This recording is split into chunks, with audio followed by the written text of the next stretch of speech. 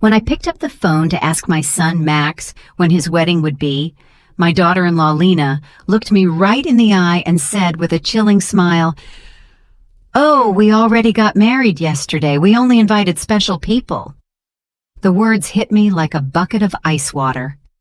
Special people.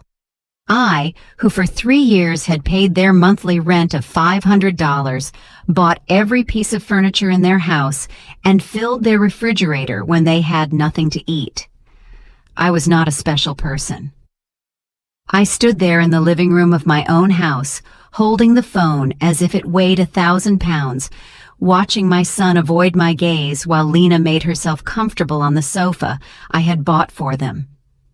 The pale pink dress I had picked out for her wedding hung uselessly in my closet, along with the new shoes and the illusion of being part of the most important day of my only son's life.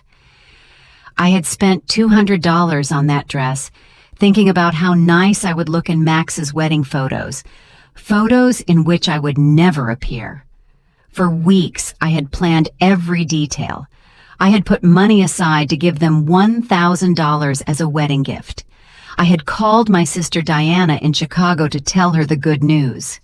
I had cleaned my house from top to bottom, thinking they might come celebrate with me after the ceremony.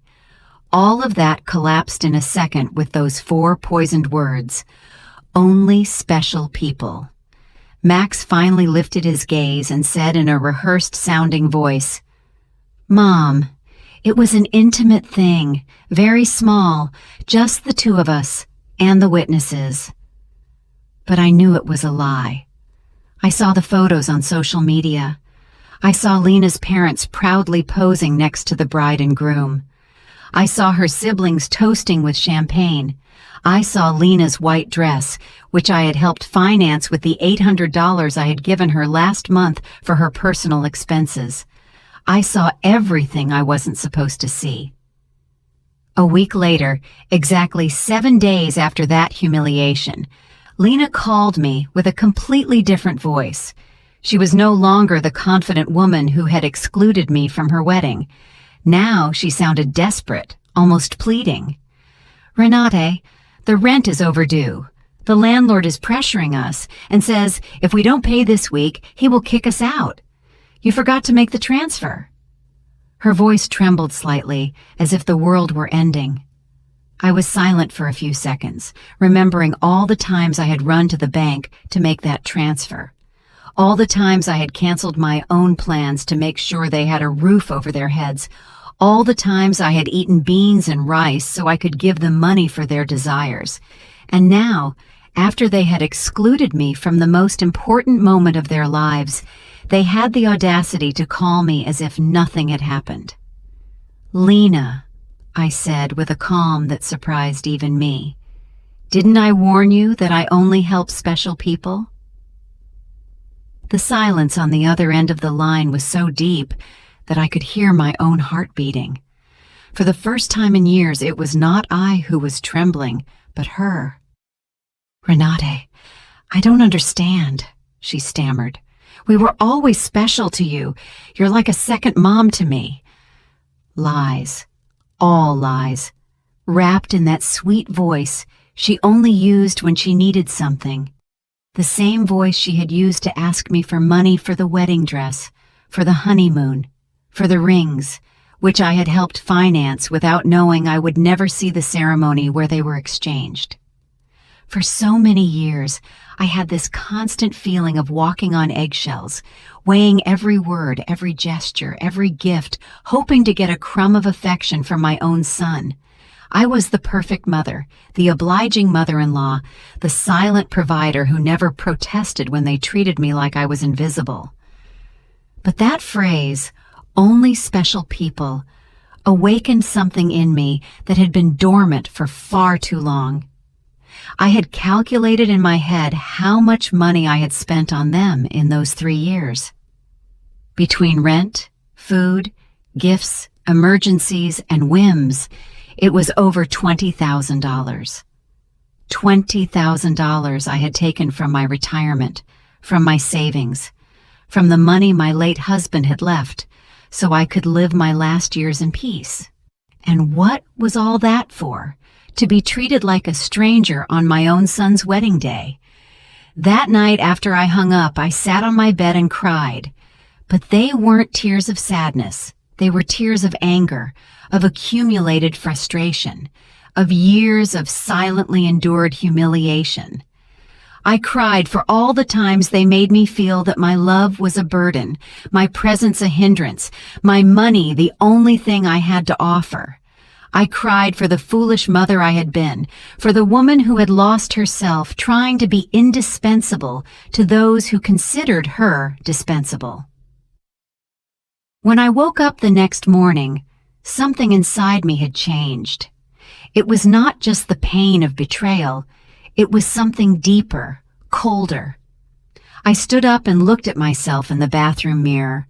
The same tired eyes as always, the same wrinkles that told stories of years of giving love without getting it back. But there was something else in my gaze, a hardness I didn't recognize, a determination that had been buried under years of compliance. I went to the kitchen and made coffee, as I had every morning for 40 years, but this time I didn't think about calling Max to ask how he had slept. I didn't check my phone in anticipation of a message from him apologizing for the previous day's humiliation. For the first time in a long time, I was my own first concern of the day. I sat at the table where I had so often planned surprises for them, counted bills for their expenses, and cried silently when they treated me with indifference. Now, this table would be a witness to something completely different. I took out my checkbook, my bank statements, and started to do the math. I wanted to see, in exact numbers, the extent of my own foolishness. Monthly rent of $500 multiplied by 36 months was $18,000. Food and supplies, approximately $200 a month, was another $7,200. Birthday gifts, Christmas gifts, anniversary gifts, at least $3,000. Lena's medical emergencies, $800. The car loan they never paid me back, $2,500. The air conditioner repair in their apartment, $600.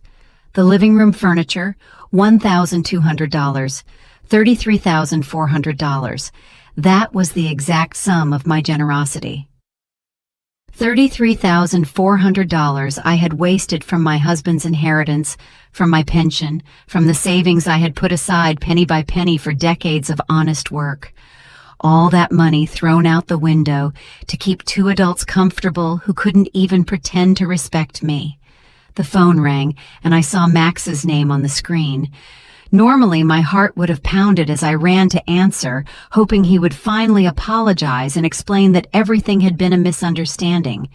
But this time, I let it ring once, twice, 3 times. Finally, it fell silent, and I continued drinking my coffee as if nothing had happened. 10 minutes later, it rang again. This time, it was Lena. I let it ring too. Then a text came from Max. "Mom, please answer. We need to talk." I deleted the message without replying. At 2 o'clock in the afternoon, I decided to go for a walk. I hadn't done that in months without a specific purpose, without an errand related to them. It was always the bank for transfers, the supermarket to buy them something they needed, the pharmacy for Lena's medications. Today, I went for a walk just because I wanted to. I walked past the park where I had often taken Max as a child. I remembered that sweet boy who hugged me tight and said I was the best mom in the world. When had he become this man who treated me like an ATM with feelings? When did I start confusing love with money? When did I start to believe I had to buy my own son's affection? At the bank where I had so often made automatic transfers, I stopped in front of the door. The branch manager, Mr. Klein, saw me through the glass and waved. I had known him for years. He had processed every one of my transfers to Max and Lena. He had watched my account drain month after month to fill theirs. I went inside and walked directly to his office. "Mr. Klein," I told him, I need to cancel the automatic transfers I have programmed. He looked at me, surprised. For 3 years, these transfers had been as regular as the sunrise. Are you sure, Mrs. Richter? Did something happen? His concern was genuine, more genuine than any interest Max had shown in me in recent months. What happened is that I finally opened my eyes, I replied. I want to cancel everything, and I also want information on how to protect my accounts. I don't want anyone else to have access to my money. While Mr. Klein processed the cancellations, my phone didn't stop ringing. Max, Lena, Max again. It was as if they had developed radar to detect when their source of income was in danger. I turned the phone off completely. Mrs. Richter, Mr. Klein said as he handed me the papers, I apologize for intruding, but in all these years, I have seen you be very generous with your family. I hope you are not being pressured to make these changes. His words touched me deeply. This man, who barely knew me beyond bank transactions, showed more genuine concern for my well-being than my own son. I'm not being pressured, Mr. Klein. On the contrary, I have finally stopped pressuring myself. When I left the bank, I felt strangely light, as if I had left an enormous burden in that office. For the first time in years, my money was entirely mine. I had no financial obligations to people who saw me as a resource instead of a person. I went home and thought about all the things I hadn't done to please Max and Lena, the trips I hadn't taken to save money for them, the friends I no longer saw because I was always available for their emergencies, the hobbies I had given up because every dollar I spent on myself was $1 less for their needs. When I got home, I found 3 cars parked in front of my door, Max's, Lena's, and one I didn't recognize. I could see movement inside my house through the windows. My blood ran cold. They had keys. I had given them keys because I trusted them, because I thought they would one day take care of me just as I had taken care of them. I took a deep breath before opening the door. It was time for the first real confrontation of my new life. I opened the door to my house and saw a scene I will never forget. Max was sitting on my sofa with his head in his hands. Lena was pacing back and forth like a caged animal, and an older man I didn't know was going through papers on my dining table. My papers, my personal documents. What is happening here? I asked in a voice that sounded louder than I expected. All 3 of them looked at me as if I were the intruder in my own house. Lena was the first to speak, and her voice had that desperate urgency I had already heard on the phone. Renata, thank God you're here. We need to talk. Mr. Fisher is from the law firm we consulted about your situation. My situation? The question came out of my mouth with a calm that surprised me. What situation? I'm doing perfectly fine. Max finally lifted his head and looked at me with those eyes that once belonged to an innocent child and now only reflected financial panic. Mom, we went to the bank and they told us you canceled all the transfers. Mr. Klein explained that you also blocked our access to your accounts. We don't understand why you did that. Mr. Fisher, a man in his 50s in a gray suit and a smile that didn't inspire confidence, approached me with an outstretched hand. Mrs. Richter, I am Dr. Fisher, a family law attorney. Your children are concerned about your mental well-being and have asked me to assess the situation. I didn't shake his hand. Instead, I went directly to my dining table and collected all my documents that he had been reviewing without my permission. These are my private papers. You have no right to look at them without my consent. Mom, Max interjected with that condescending voice he had perfected in recent years. We're worried about you. Your behavior has been very strange lately. First, you financially cut us off without an explanation. Then you don't answer our calls. We think you might need professional help. Lena approached and tried to take my hand with that fake tenderness she reserved for moments when she needed something. "Renate, honey, we know you're under a lot of stress. Maybe the loneliness is affecting you more than you think. At your age, episodes of confusion are normal." The word confusion echoed in my head like an alarm bell. Now I understood why they had brought the lawyer. It wasn't about helping me. It was about declaring me mentally incompetent and taking control of my finances. The same woman who had told me they only invited special people to their wedding was now treating me like a senile old lady. "I am not confused," I said with a firmness that silenced everyone. "I am clearer than I have been in years, and you are going to leave my house right now." Mr. Fisher interjected with that professional voice lawyers use when they want to sound reasonable. "Mrs. Richter, I understand you feel overwhelmed, but your children have a right to intervene if they believe your ability to make financial decisions is impaired. They have documented several concerning behaviors." Concerning behaviors.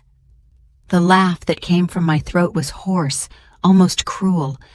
Like what? Deciding that my money belongs to me? Deciding to no longer finance the lives of two adults who treat me like trash? Lena jumped up as if I had slapped her. "We never treated you badly. You are part of our family. Everything you have will belong to us one day anyway. We are just speeding up the process." There was the naked, unvarnished truth. Everything I had would one day belong to them. In their minds, I was already dead and they were just collecting their inheritance in advance. It didn't matter if I had 70 years or 70 days left. To them, I was just an ATM with legs that had become problematic. "Out," I said, pointing to the door. "All three of you get out of my house." Max stood up with that angry, childlike face he made when he didn't get his way. "Mom, we can't just leave. We have obligations. The rent, the car payments, the credit card you co-signed for. You can't just cut us off from one day to the next." "I can't?" My voice rose for the first time in the entire conversation. "Who says I can't? For years I have paid rent that wasn't even in my name. I filled a refrigerator in a house where I was not welcome. I financed a life that clearly had no place for me." Mr. Fisher took a folder from his briefcase and placed it on my table. "Mrs. Richter, we have prepared some documents that could facilitate this transition. A power of attorney that would allow Max and Lena to manage your finances more efficiently. This would just be temporary until you feel better." I took the folder and, without even opening it, threw it directly into the trash can. "The only transition that is going to happen here is yours to the front door." Lena started to cry, but they weren't tears of sadness. They were tears of frustration, of contained rage. "You can't do this to us, Renate. We were counting on you. We made plans based on your support. We bought things. We took on financial obligations because we knew we could count on you." "Obligations based on my money," I replied. "Not on my well-being, not on my happiness, not on my company, just on my money. And now that I have decided that my money is better used in my own life, I am suddenly a confused old woman who needs legal guardianship?" Max tried to approach me, but I took a step back. He was no longer the boy who ran into my arms when he had nightmares. He was a 35-year-old man who saw his mother as an obstacle between himself and a comfortable life financed by others. "Mom, we made mistakes," he said in a voice that was supposed to sound remorseful. "The wedding was a misunderstanding. Lena was nervous. I was under pressure. We can fix this if you just become reasonable again." Reasonable. The word tasted bitter in my mouth. Being reasonable means continuing to pay for your life while you treat me like a stranger. It means pretending it doesn't hurt to have been excluded from the most important day of my only son's life. Mr. Fisher packed his papers with the efficiency of someone who is used to having proposals rejected. Mrs. Richter, this is not over. Your family has legal options. If you are indeed making irrational decisions due to mental health problems, a judge can determine that you need guardianship. His words were like a blow. I realized this was not just a manipulative family visit. It was a real legal threat. They wanted to declare me incompetent to manage my own affairs.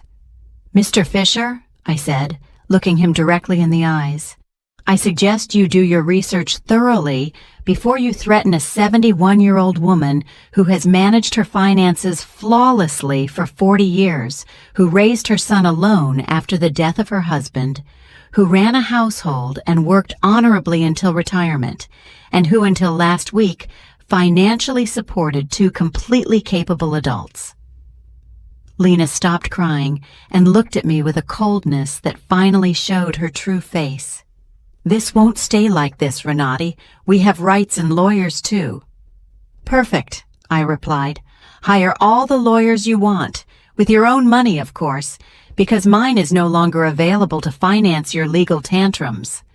The three of them walked to the door with the wounded dignity of people who are not used to being told no. Before he went out, Max turned to me one last time. Mom, this is going to end very badly for you. You're going to end up alone, with no one to take care of you when you really need it. Max, I said with deep sadness, but also with crystalline clarity. I am already alone. The difference is that now it's by my own choice, not by your neglect. As I closed the door behind them, I stood in my living room, surrounded by the most beautiful silence I had heard in years. It was the silence of freedom. That night, I couldn't sleep, but not out of sadness or regret, but out of adrenaline from having reclaimed control of my own life. I lay awake in bed, planning my next steps like a general preparing for a battle. If Max and Lena wanted to fight, I would give them a war. But it would be a war I would fight with intelligence, not with emotion. At 6 o'clock in the morning, I was already dressed and ready to go. My first stop was the office of attorney Mr. Weber, a man I had met years ago when I was handling my husband's will.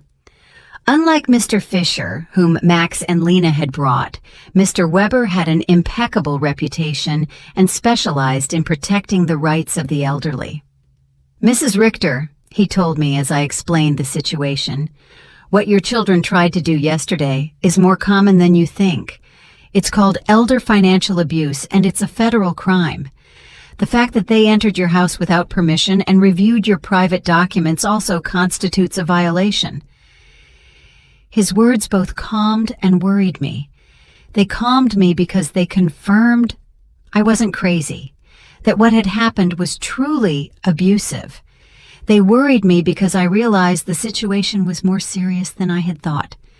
We have to document everything, Mr. Weber continued. Every transfer, every gift, every time they pressured you for money. We will also change your will to protect your assets from future manipulation attempts. We spent 3 hours reviewing my financial records. Mr. Weber whistled when he saw the total sum. $33,400 in 3 years. Mrs. Richter, with this money, you could have lived comfortably, traveled, and enjoyed your retirement. Instead, you completely financed the lives of 2 adults who didn't even respect you enough to invite you to their wedding. When I left Mr. Weber's office, I had a complete plan. First, I would change all the locks on my house. Second, I would install a security system with cameras to protect myself from future surprise visits. Third, I would open a new bank account at a different bank where they had no contact. And fourth, I would start living the life I had postponed for years. My next stop was the hardware store. The owner, Mr. Summer, had known me for years because I was always buying things to fix Max and Lena's apartment. This time was different. "Mrs. Richter, what brings you here today? Another emergency with your son?" he asked with the familiarity of a person who had silently witnessed my wasted generosity. "No, Mr. Summer. This time it's for my own house. I need to change all the locks, and I want them to be of the best quality." He looked at me, surprised, but asked no questions. While I was choosing the locks, his son Ethan, who installed security systems, came by. It was Providence in action. "Ethan," I told him, "I also need to install surveillance cameras, the complete system. The price is not an issue." While they were preparing everything for the installation the next day, I received a call from an unknown number. It was Lena calling from someone else's phone because I had blocked her number after the previous day's confrontation. "Renate, it's Lena. Please don't hang up. We need to talk like civilized adults." "Speak," I said dryly. "Listen, I understand you're upset about the wedding. It was a mistake. Max and I have talked about it, and we want to make it up to you. How about we have a special dinner to celebrate our wedding with you? We can do it at your house, cook together like we used to." The manipulation in her words was so obvious that I almost had to laugh. "Lena, how much rent do you owe exactly?" The silence on the other end confirmed that I had hit a nerve. Well, it's 2 months, $1,000 total. But I'm not just calling for that, Renate. We really miss you in our lives." "Do you miss me or my money?" I asked directly. "Both," she replied with a surprising honesty. "Renate, I won't lie to you. Yes, we need your financial help, but we love you too. You're important to us." "If I'm so important," I said, "why wasn't I important enough to be at your wedding? Why am I not important enough to get a call that doesn't ask for money? When was the last time you called me just to ask how I was doing?" Another silence. We both knew the answer. Never. "Lena, I'm only going to explain this to you once. For 3 years, you have treated me like an ATM with feelings. You used me. You ignored me. You humiliated me. And finally, you insulted me in the worst possible way. Now that the money is running out, you suddenly discover you love me." "Renate, please." I cut her off. "There is no please. You made your choice when you decided I wasn't special enough to be at your wedding. Now I'm making mine." I hung up and turned the phone off completely. I didn't want any more interruptions on my day of liberation. That afternoon, I went to the beauty salon I hadn't been to in over a year. I always canceled my appointments because Max or Lena needed something urgent, or because the money I had set aside for myself became an emergency for them. "Mrs. Richter," my favorite hairstylist Cynthia called out. "What a surprise! I thought you had forgotten us." "I didn't forget you, Cynthia. I just forgot that I also deserve to be pampered." I treated myself to the full treatment: cut, color, manicure, pedicure. For the first time in years, I spent money on myself without feeling guilty. While Cynthia worked on my hair, she told me about her life, her children, her dreams. It was refreshing to have a conversation that didn't revolve around Max and Lena's needs. "You look beautiful, Mrs. Richter," she said when she was done. "But more than that, you look free. Did something good happen?" "Yes, Cynthia. I finally learned to say no."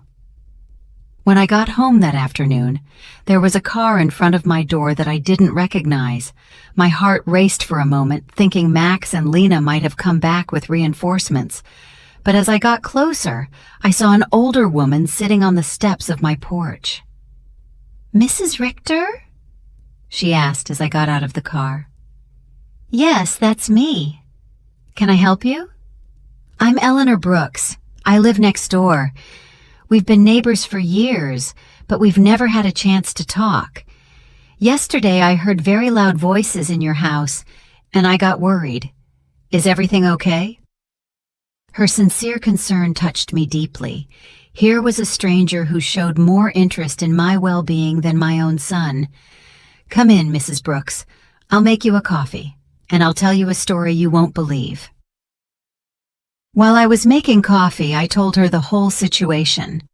Eleanor listened without interrupting, nodding occasionally, and when I finished my story, her eyes were filled with tears.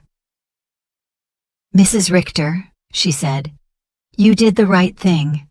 I went through something similar with my daughter 5 years ago. I also thought it was my duty to finance her adult life. I also believed they wouldn't love me if I didn't give them money. What happened? I cut off the money when I realized they only called me when they needed something. At first it was terrible. They threatened me, emotionally blackmailed me, tried to make me feel guilty. But after 6 months, my daughter called to genuinely apologize. Now we have a real relationship based on love, not on money." Her words gave me hope and confirmed that I had made the right decision. "Do you think Max and Lena will understand one day?" "Maybe yes, maybe no," she answered honestly. "But that's no longer your responsibility, Mrs. Richter. Your responsibility now is to live your own life." That night, for the first time in 3 years, I went to bed without worrying about whether Max and Lena had money for rent, for food, for their whims. I went to bed thinking about myself, my plans, my future, and I slept better than I had in years. The next day, Ethan and Mr. Summer came at 8 in the morning to change the locks and install the security system. While they worked, my phone didn't stop ringing from unknown numbers. Lena was still trying to contact me from different phones, but I had developed a new skill, completely ignoring calls that didn't suit me. "Mrs. Richter," Ethan said as he installed the cameras, "this system will give you absolute peace of mind. You can see from your phone who is coming to your house, even when you're not here. And if someone breaks in without permission, an alert is automatically sent to the police." The irony was not lost on me. I was installing a security system to protect myself from my own son, but it didn't hurt as much as it used to. It was simply a practical measure to maintain my newfound peace. While they were working, I decided to do something I hadn't done in years. Call my sister, Diana, in Chicago. We had lost touch because every time we talked, I would tell her about Max and Lena's successes, about how much money I had spent on them, about how proud I was to be able to help them. I now realized that our conversations had become financial reports disguised as family news. "Renate," Diana answered, surprised. "Sister, how are you? We haven't spoken in months." "I'm good, Diana. Better than good. I'm calling you to tell you that I've finally come to my senses." I told her the whole story from the beginning, the secret wedding, the humiliation, the visit with the lawyer, my decision to cut off the funding. Diana listened to me in silence, and when I was done, her answer surprised me. "Renate, sister, it was about time. Every time we spoke, it broke my heart to hear you brag about how much money you gave them, as if love could be measured in dollars. I wanted to tell you something, but I didn't know how." "What did you want to tell me?" "That Max never spoke lovingly about you when I saw him at family gatherings. It was always, 'My mom helped me with this,' or 'My mom bought me that,' but never, 'I miss my mom,' or 'I love my mom.' It was as if you were a service provider, not a person." Her words hurt, but it was a necessary pain, like when a doctor cleans an infected wound. It hurts, but it's part of the healing. "You know what else I noticed?" Diana continued. "Lena always spoke about you in the future tense. When Renate is no longer here, we can remodel her house, or when we inherit, we will invest in the business, as if they were waiting for you to die to really live." This revelation hit me like a bucket of ice water. They didn't just see me as an ATM, they saw me as a temporary obstacle between them and their money. While I was trying to make them happy, they were planning their future without me. After talking with Diana, I sat in my kitchen, processing all this information. Years of marriage to a man who truly loved me, 35 years of raising my son alone after my husband's death, and 3 years of financing 2 adults who saw me as a $100,000 obstacle. The doorbell rang, and on the new cameras, I saw it was Eleanor, with a mug in her hands. I opened the door, and she handed me a fresh brewed coffee. "I thought you might need some company after everything you told me yesterday," she said, with that sincere smile I had already come to appreciate. We sat in my living room, and Eleanor told me more details from her own experience. "My daughter said the exact same thing to me that Lena says to you. You're like a second mom to me. We're special to you. Everything will be ours one day anyway." Those are rehearsed phrases, Mrs. Richter. They learn them from the Emotional Manipulation Handbook. "Do you think such a handbook exists?" I asked half-jokingly. "Not officially, but it seems everyone reads from the same book. Chapter 1 is Make Her Feel Indispensable. Chapter 2 is Create Constant Financial Emergencies. Chapter 3 is When She Resists, Question Her Mental Health." We laughed, but it was a bitter laugh. It was both funny and tragic to recognize such predictable patterns in our own children's behavior. "Did you ever feel guilty for cutting off the money?" I asked Eleanor.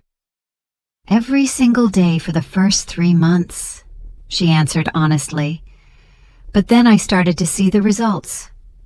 My daughter had to get a second job. Her husband stopped playing golf every weekend and started looking for extra work. They learned to live within their means, and more importantly, they learned that I was a person, not a resource. That afternoon, I decided to do something I had postponed for years: visit my husband's grave. I always made excuses not to go because Max or Lena needed something urgent, or because the taxi fare was better invested in one of their emergencies. The cemetery was quiet and beautiful. Robert's grave looked a bit neglected because I hadn't been there to clean it in months. I sat on the grass next to his headstone and talked to him as if he were alive.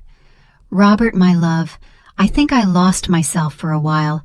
After you left, I put all my energy into Max. I wanted to be the best mother in the world, thinking somehow he would grow up without a father. But I think in the process, I forgot to be myself." The wind blew gently, and for a moment, I felt like he was listening to me. "Our son has become someone I don't recognize. Or maybe he was always like this and I didn't want to see it. His wife is, well, you know how she is.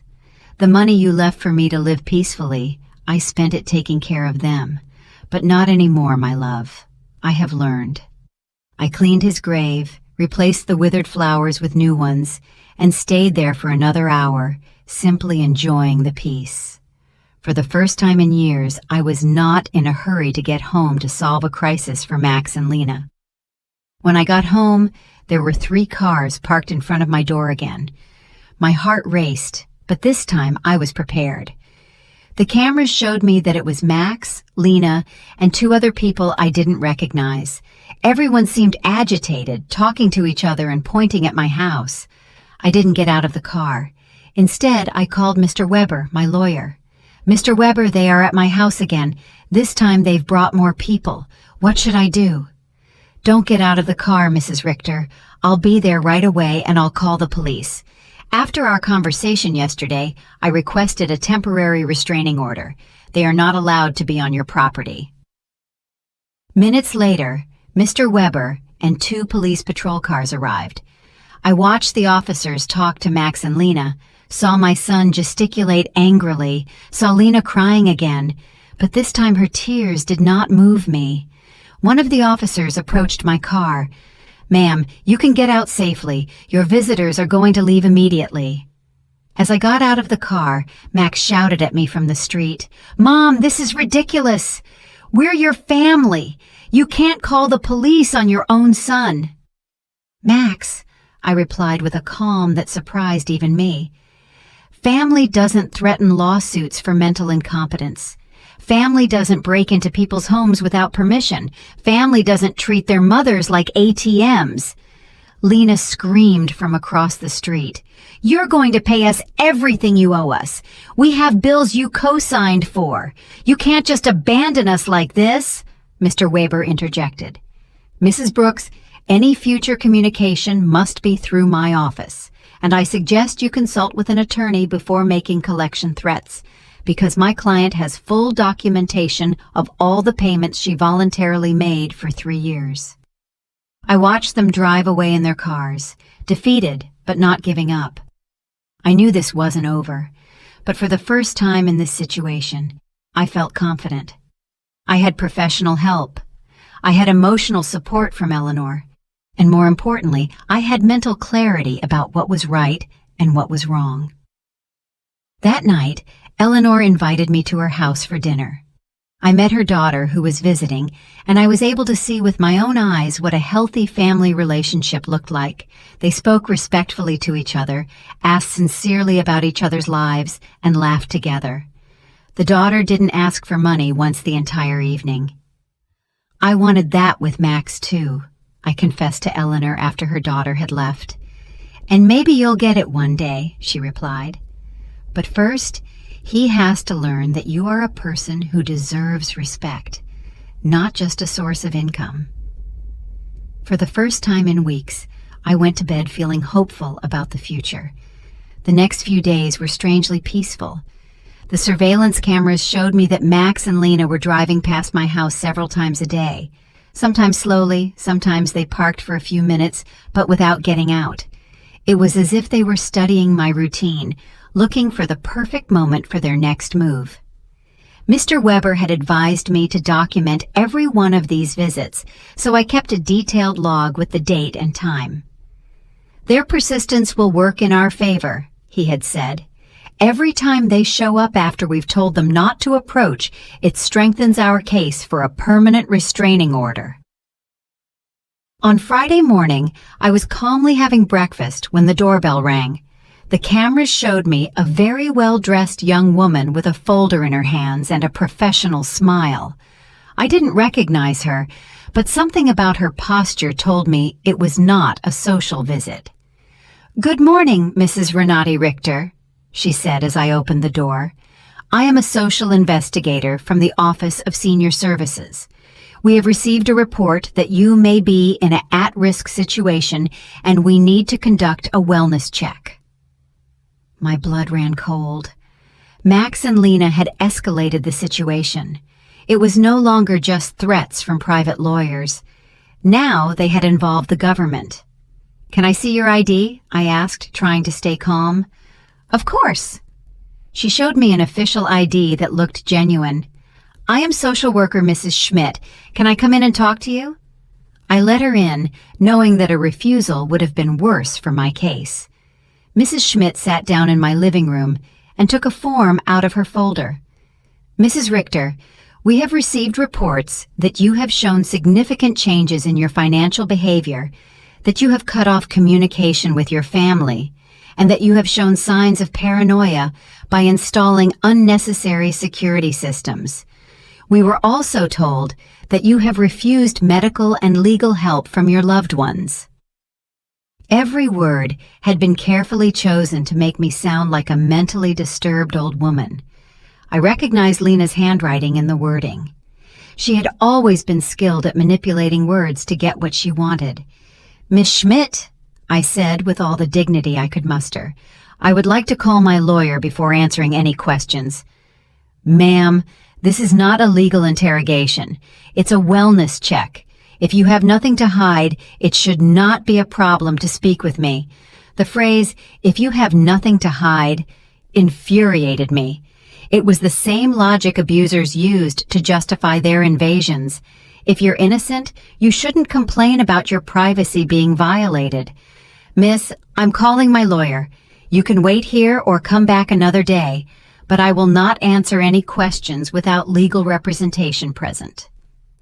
I called Mr. Weber, and he was there within 20 minutes. When he came in and saw the social worker, his expression hardened.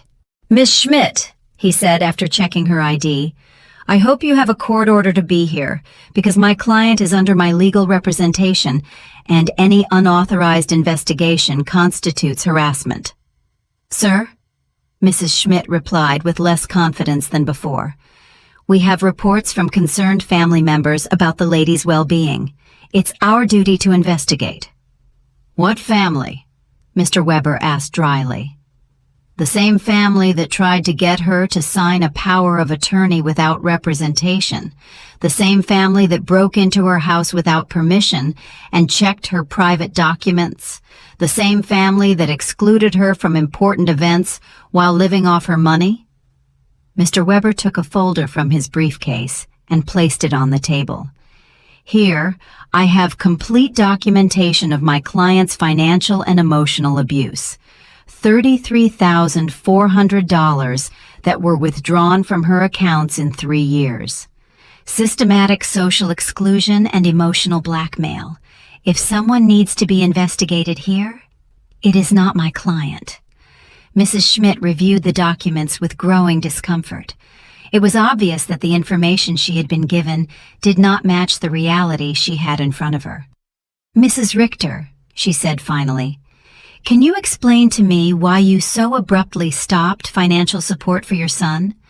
"Because I finally discovered they were using me," I replied simply. "Because I realized that to them, I wasn't a mother, but a bank account. Because I was tired of financing the lives of people who saw me as an obstacle." "But don't you feel it's your responsibility to help your family?" The question outraged me. "Miss Schmidt, my responsibility as a mother was to raise my son until he was 18, to educate him, and to give him the tools to be an independent adult. My son is 35 years old, married, and perfectly capable of supporting himself. Financing his adult life is not my responsibility. It is my choice, and I have chosen not to do so anymore." Mr. Weber interjected. "Miss Schmidt, would you consider it normal for a 35-year-old adult to be unable to pay his own rent without the help of his 71-year-old mother?" Mrs. Schmidt did not answer right away. I could see she was reevaluating the entire situation. "Mrs. Richter," she asked after a moment, "do you manage your own finances completely? I can show you my bank statements, my investments, my tax payments. Everything is current and in order. Do you live independently? As you can see, I keep my house clean. I take care of myself physically. I drive my own car. I have healthy social relationships with my neighbors. Do you take any medication?" "Just vitamins, and occasionally aspirin. I don't have any medical conditions that require medication." Mr. Weber added, "My client has just undergone extensive medical exams as part of our legal process. She is in perfect mental and physical condition." Mrs. Schmidt closed her folder and sighed. "Mrs. Richter, based on this conversation and the documentation I have reviewed, I see no indication that you are at risk or in need of intervention. I will close this case." After she left, Mr. Weber and I remained silent for a few minutes. "Renat," he said finally, "this is going to continue to escalate. Max and Lena are spending money they don't have to hire professionals to try to have you declared incompetent." "Does that mean they are desperate?" "It means that exactly. What else can they do?" "They can file a lawsuit for incompetence. It's expensive and hard to win, but if they find a sympathetic judge and a psychiatrist willing to testify in their favor, they could get a guardian assigned." The thought terrified me. They could take control of my money? "They could try, but we have solid evidence that you are completely competent and that they are motivated by greed and not by genuine concern." That afternoon, I called Diana to vent. "Sister," she said after hearing my story, "do you notice how far they are willing to go for money?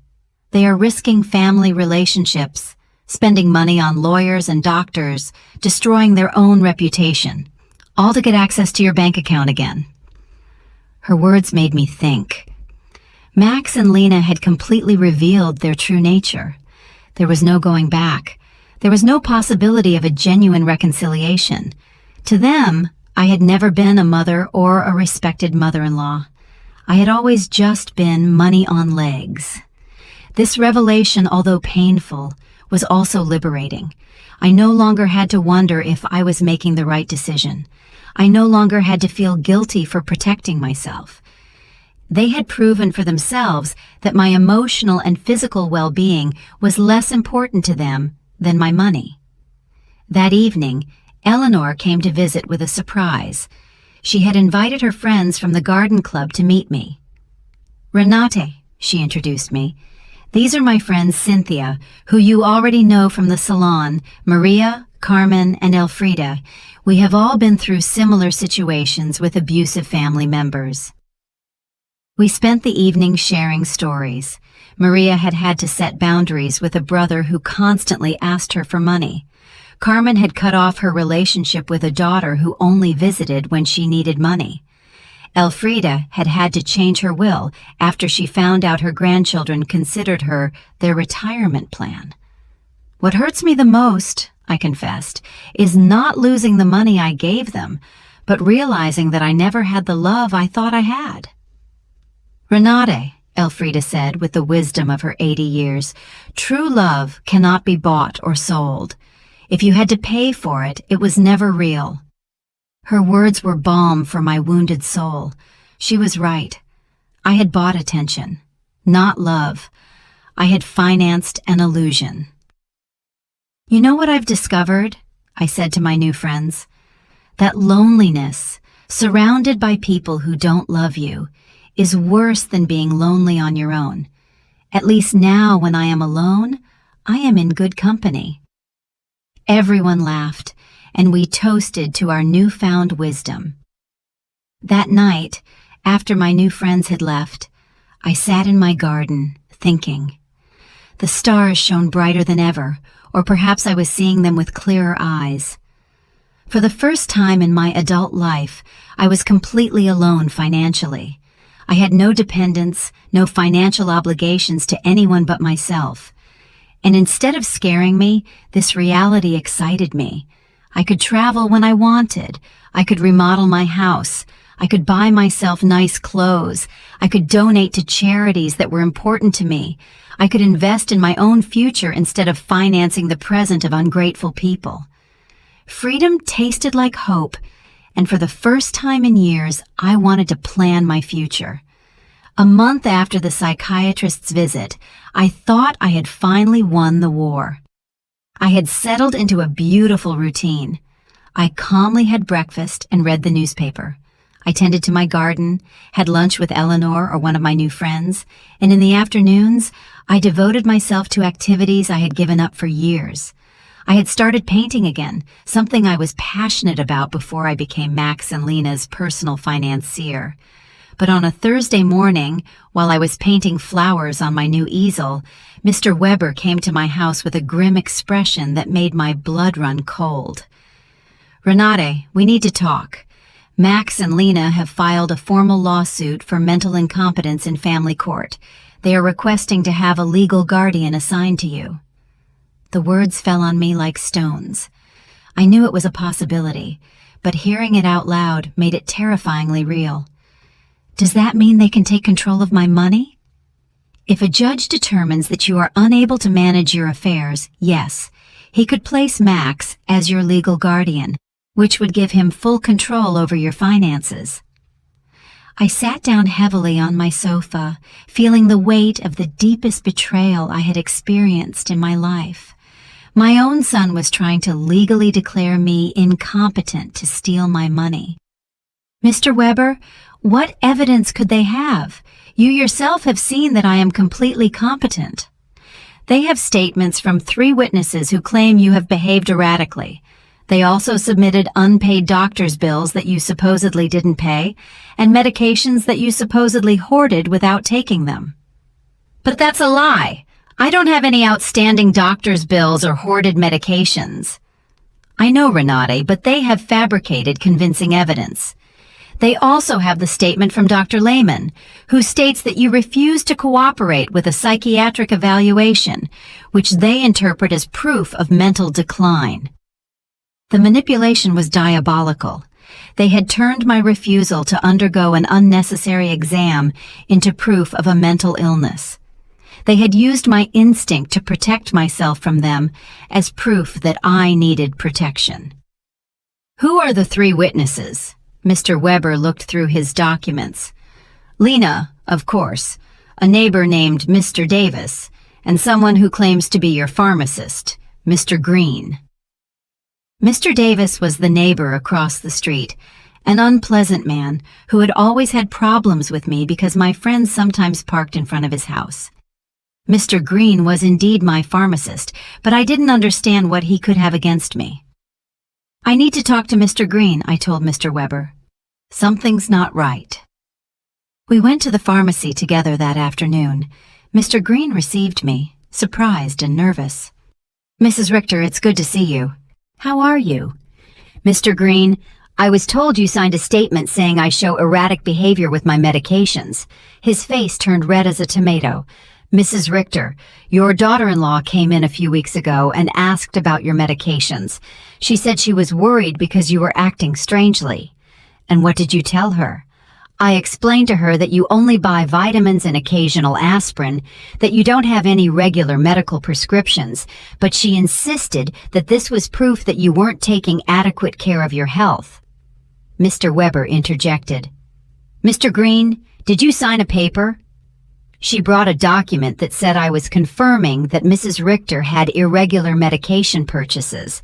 I thought it was for her health insurance or something. I didn't know it was for a lawsuit.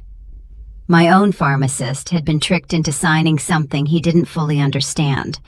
Lena's manipulation knew no bounds. Mr. Green, I said, I need you to write a statement explaining exactly what happened and clarifying that I have no problems with medications. Of course, Mrs. Richter, I am terribly sorry for this misunderstanding. After the pharmacy, we went to confront Mr. Davis. When we knocked on his door, he received us with obvious hostility. What do you want, Mr. Davis? Mr. Weber said.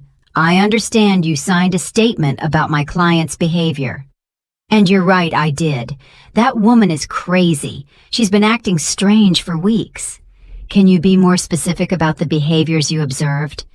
Installing cameras as if she lived in a war zone, having strangers visit all the time, yelling at her family in the street? I realized Mr. Davis had taken everything out of context. The cameras had been installed for protection. The strangers were my new friends. The yelling was me defending my house from Max and Lena's invasions.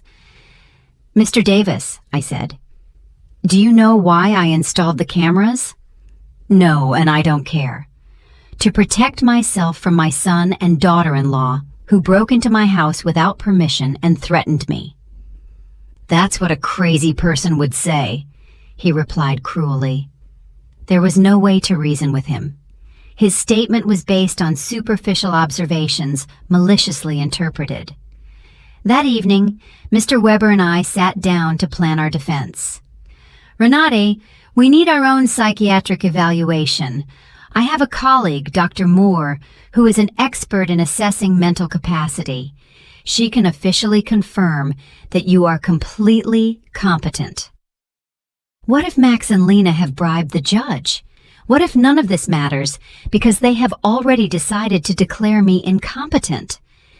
Renate, the legal system is not perfect, but it's not completely corrupt either. We have solid evidence of your mental competence and their financial motivations. We are going to fight this. The next day, I went to my appointment with Dr. Moore. She was a woman in her 50s with kind but astute eyes. Mrs. Richter, I'm going to ask you a series of questions and tests to assess your mental capacity. Take your time and answer honestly. For 2 hours, she asked me questions about my memory, my reasoning ability, my financial understanding, my emotional health. She also gave me cognitive tests and asked me to solve mathematical and logical problems. Mrs. Richter, she said at the end, your results are well above average for your age. You are not only mentally competent, but your cognitive function is excellent. Doctor, why do you think my family is doing this? Based on what you've told me and the documents I've reviewed, this seems to be a classic case of elder financial exploitation. Unfortunately, it's more common than people think. I left the consultation feeling validated, but also sad. The professional confirmation of my mental health was a relief, but it also confirmed that the lawsuit was real and necessary. That afternoon, Eleanor organized an emergency meeting with all our friends from the garden club. When I told them about the incompetence lawsuit, everyone was outraged. Renate, Maria said, we will testify in your favor. We have been with you for weeks, and anyone can see that you are doing great.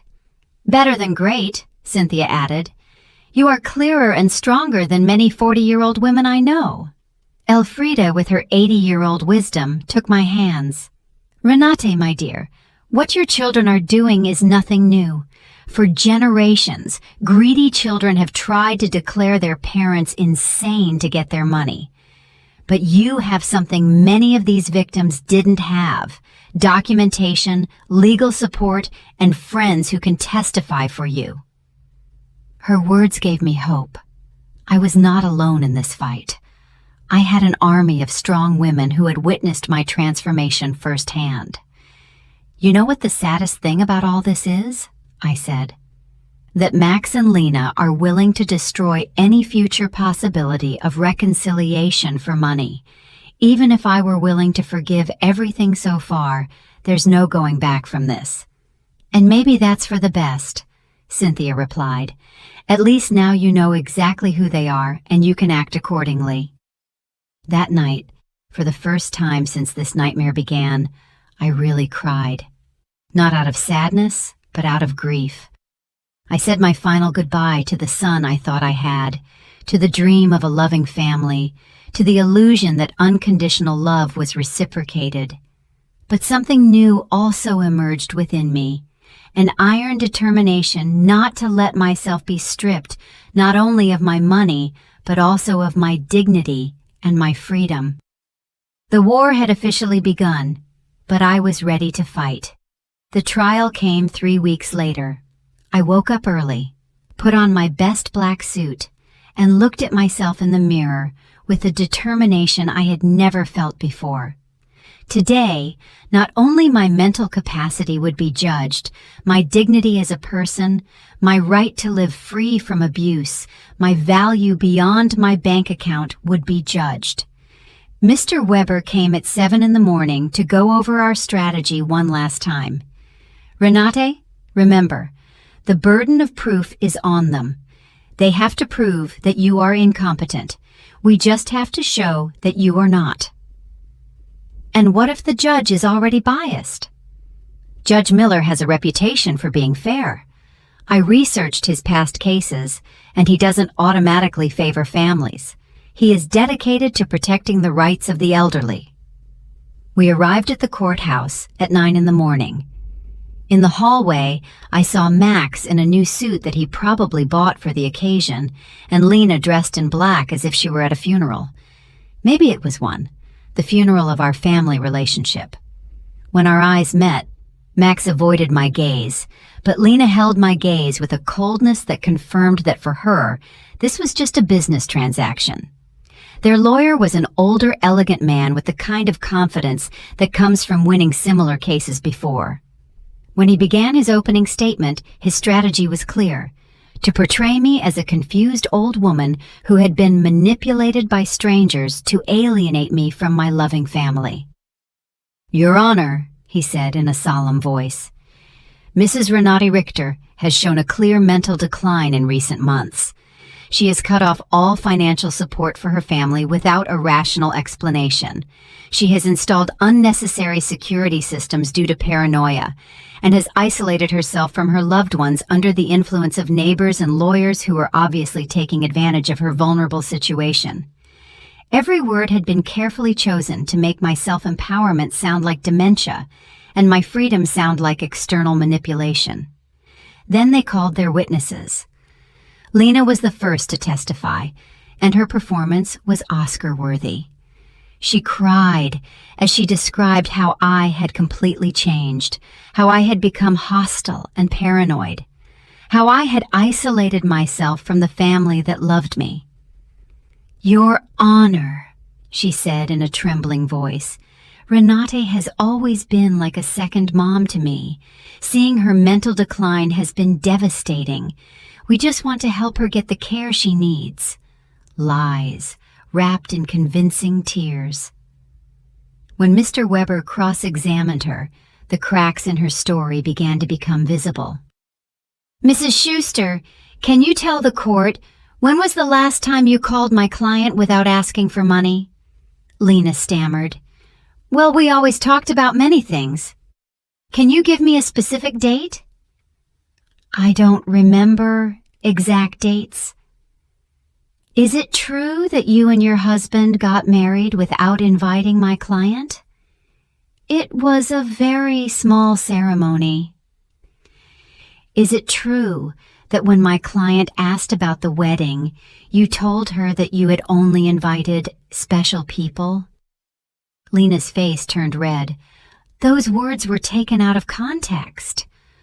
What would be the right context to tell your mother-in-law that she is not a special person? She couldn't answer convincingly. Max was next. Seeing him on the witness stand, swearing to tell the truth while preparing to lie about my mental health, was one of the most painful moments of my life. This was the boy I had raised alone, the one I had dedicated my entire life to. "My mom has always been very generous with us," he testified. "But lately, she has become erratic and irrational. We believe she is being manipulated by people who are taking advantage of her." When Mr. Weber cross-examined him, the mask fell completely. "Mr. Richter, how much money have you received from your mother in the last 3 years?" "I don't know the exact amount." "Does $33,400 sound about right?" "Maybe." "She's always been generous." "And how many times have you visited your mother without asking her for money?" The silence was deafening. "Is it true that you and your wife broke into my client's house without permission and checked her private documents?" "We were worried about her." "Is it true that you brought a lawyer to pressure her into signing a power of attorney?" "We wanted to help her manage her finances." "Do you, at 35 years old, need the help of your 71-year-old mother to pay your rent?" Max couldn't answer with dignity. Mr. Davis testified about my supposed erratic behaviors, but when Mr. Weber asked him for details, he admitted that he had never spoken to me directly and that all his information was based on superficial observations. Dr. Lehman testified that my refusal to undergo an evaluation was proof of mental decline. But Mr. Weber submitted the documentation of our evaluation with Dr. Moore, which completely refuted his conclusions. Then it was our turn. Mr. Weber first called Mr. Green, my pharmacist, who explained how he had been tricked into signing a statement that distorted my medication buying habits. Dr. Moore testified about my excellent mental state and presented the results of the cognitive tests, which had been flawless. Mr. Summer from the hardware store testified about my mental competence and explained that my decisions to cancel automatic transfers were completely rational and had been processed correctly. Eleanor and my friends from the garden club testified about my clarity, my newfound vitality, and my ability to maintain healthy social relationships. Finally, it was my turn to testify. I stood up with dignity and walked to the witness stand, feeling the weight of 71 years of experience, of wisdom gained through pain, of strength discovered in adversity. Mr. Weber guided me through my testimony, letting me tell my whole story. The $33,400 spent in 3 years, the humiliation of being excluded from the wedding, the constant emotional manipulation, the violation of my privacy, the legal threats. "Mrs. Richter," Mr. Weber finally asked, "why did you decide to stop financial support for your son and daughter-in-law?"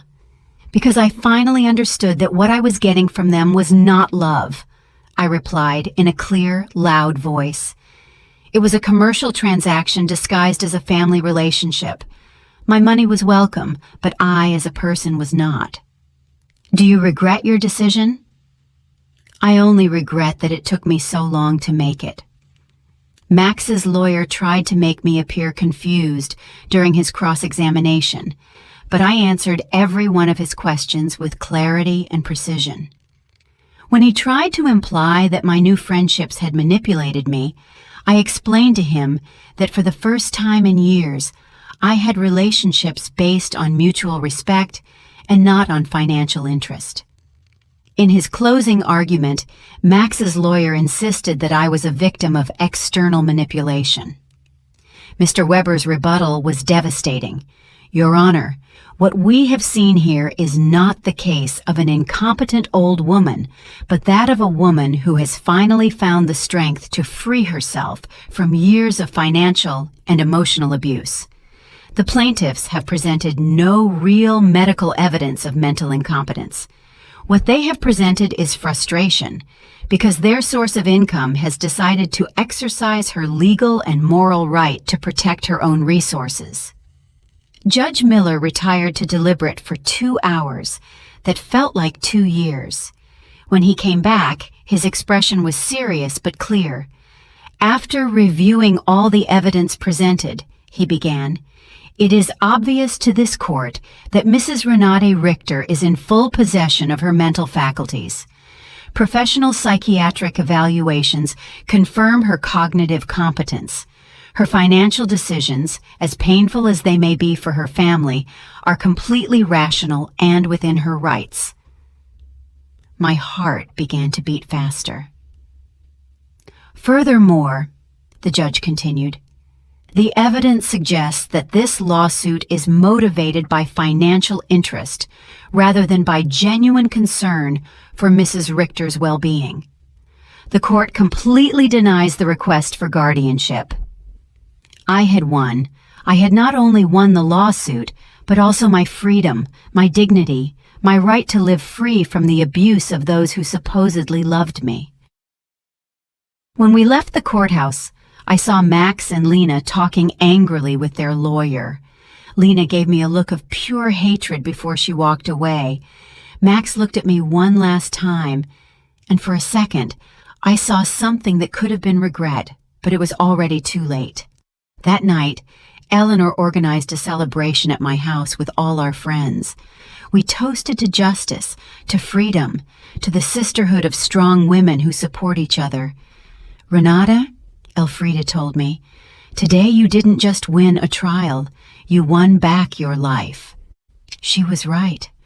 For the first time in years, the future was completely mine. I could travel, I could love, I could create. I could live without fear, without guilt, without manipulation. 3 months later, I sold my house and moved to a beautiful apartment near the city center. I donated half of my money to organizations that protect the elderly from family abuse. With the other half, I began to live the life I had always wanted. I traveled through Europe, took art classes, and joined volunteer groups. I never heard from Max and Lena again. I heard from others that they had to move to a smaller apartment and that Lena had found a job for the first time in years. Perhaps the adversity would teach them what my generosity never could, the value of honest work and independence. Some nights, when I look at the stars from my new balcony, I think about the woman I was a year ago, fearful, manipulated, believing I had to buy love. That woman is dead, and in her place, someone has been born who has understood a fundamental truth. True love never has a price, and freedom is never too expensive. My name is Renate. I am 72 years old, and I have finally learned that the most important person I have to love and protect is myself. If you liked my story, you can support me by making a donation so I can write more stories. Thank you in advance. And you, what would you do in this person's place? I would love to hear your opinion, so please share it with me in the comments. I'm always curious about what you all think. And also write me where you heard this story. For more life stories like this, like the video, and subscribe to my channel. There are many other stories waiting for you. With heartfelt greetings until next time, M.